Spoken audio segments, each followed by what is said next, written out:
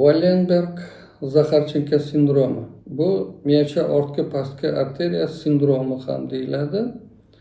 Bunda miyacha ortki pastki arteriyasi bo'yin arteriyasining intrakranial qismidan ajralib chiqadi. Uning medial tarmoqlari miyacha chuvalchangi va unga tutash bo'lgan miyacha yarim sharlarining qismini qon bilan ta'minlaydi.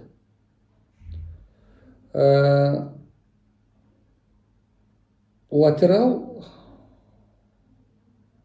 tarmoqlari esa miyacha mindalin va miyacha yarim sharlarining yuzasini qon bilan ta'minlaydi. Miyacha orqa pastki arteriyasi uzunchoq miyani qon bilan ta'minlashda ishtirok etadi. Miyacha orqa pastki arteriyasi okkluziyasida yoki ishemik natijasida yuzaga keladigan endi biz almashinuv yoki ketma-ketlik deymiz. Aslida bu alternatsiyalangan sindrom variantlariga olib keladi.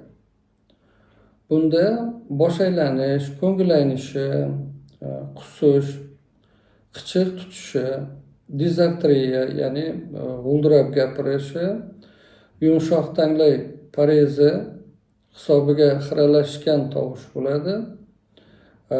Yutqun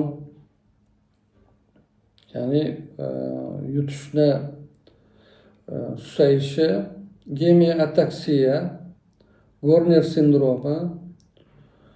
O'choq tomon qaraganda nistagm alomatlari namoyon bo'ladi. Qarama-qarshi tomonda og'riq va harorat sezgilari pasayishi kuzatiladi. Ushbu sindrom 1985-yilda nemis shifokori Wallenberg va 1911-yilda rus shifokori Zaxarchenko tomonidan tasvirlangan.